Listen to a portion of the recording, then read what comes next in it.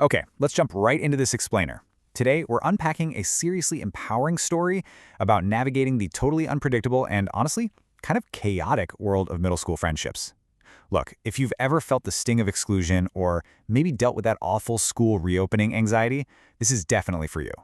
We're going to follow a girl named Mia and explore some totally brilliant, practical strategies for handling social drama. So, tell me, have you ever felt that sudden, intense storm of anger in your stomach? You know the feeling, right? That hot, panicky twist when someone singles you out or completely ignores you. Well, that super physical, visceral reaction is exactly where Mia's story begins. And figuring out how to handle it, that's the first major key to unlocking a way more peaceful school life. Section 1. Meet Mia and her world. So Mia has these absolutely amazing strengths. She's incredibly bright, super creative, and deeply feeling. She genuinely notices when other people are hurting, which makes her a fantastic, loyal friend. But, being this emotionally attuned means she's also really socially hungry. She craves belonging. So she ends up feeling the everyday bumps of middle school politics way more intensely than some of her classmates. It's a real balancing act. On one side, we've got Mia's awesome qualities, her empathy and compassion. But on the flip side, she's facing the harsh reality of school reopening anxiety and shifting friend groups. Specifically, she's dealing with a huge source of stress, a boy named Ben. He teases her, provokes her, and just makes her feel totally emotionally unsafe. And when you have a deeply feeling heart like Mia's, that kind of unpredictability is just a massive shock to the system. Section 2. The anger in your stomach. So what is actually going on in your body when someone like Ben provokes you or gives you that look that makes you feel completely left out? It's not just your feelings getting hurt. Your nervous system is literally sounding a massive, blaring alarm. Let's break down how this builds. First, Ben acts out or drops a hurtful comment. Then, step 2 kicks in, and this is where the panic happens. Mia's brain doesn't just see a rude kid, it sees a major threat to her social survival. Her brain literally panics about rejection. And step 3, boom, that physical anger in the stomach completely takes over. It's full-on emotional flooding. Logic drops out the window, and that raw instinct to fight or run away becomes overwhelming. Section 3. Unlocking your secret superpower. But here is the absolute best news. Mia does not have to be a victim to this cycle because she has a secret weapon. We call it the pause. It's literally the superpower of catching that hot anger right in your stomach and hitting the brakes before an explosion happens. It's about feeling your face get hot, noticing your thoughts racing, and consciously deciding, nope, I am not giving this person my energy. You're choosing to keep your power. I am obsessed with this mantra. You don't have to attend every argument you're invited to.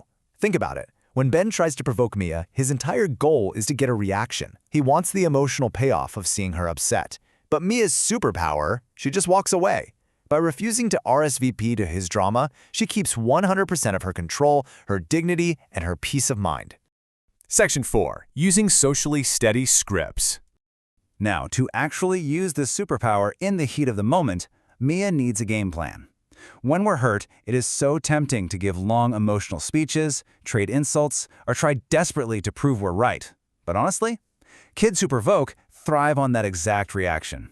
Instead, Mia can use what we call socially steady scripts by trading a defensive rant for a simple breezy, okay, or just saying, I need a break, or I'm going to play elsewhere. She completely starves the drama. Short, neutral responses shut the whole dynamic down instantly. Section 5. The warm distance technique. And hey, this isn't just about Ben. It's about handling the broader social circle without losing your cool. This brings us to a brilliant psychological concept called warm distance. It basically means Mia can be totally polite and present, but she absolutely does not need to chase the group's acceptance or bend over backwards to win them over. It's about being socially steady, not socially desperate. Practicing warm distance means putting up a polite boundary that keeps your emotional shield fully intact. You just say hello normally, you join in if you're actually invited, but, and this is absolutely crucial, you walk away the second you feel uncomfortable. Most importantly, you do not try to win them over emotionally. No over-explaining, no stressing over their facial expressions to see if they like you. You just calmly and securely exist in your own space. Section 6. You are always enough. Practicing the pause and keeping that warm distance leads Mia to a huge, game-changing realization. She doesn't need the whole group to validate her. Rejection from one chaotic, drama-filled circle is not a failure. Actually, it's a redirection. It pushes her toward far better, much kinder friends. Kids like Zoe, Lilo, and Ava. These are the friends who don't play silly political games, who are emotionally safe, and who genuinely appreciate Mia's creativity and empathy exactly as she is. Which brings us to arguably the most important number in all of middle school social dynamics. 1. Because at the end of the day, when we're talking about true, genuine friendship, one good friend is plenty. You don't need a massive entourage to be happy. You literally don't need everyone to like you. You just need one safe harbor. So, as we wrap up this explainer, I want to leave you with this to chew on. Who is that one amazing, safe friend for you?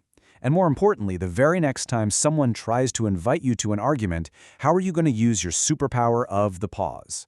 Remember, your energy belongs to you and nobody else. Guard it wisely, practice those steady scripts, and never forget your own worth.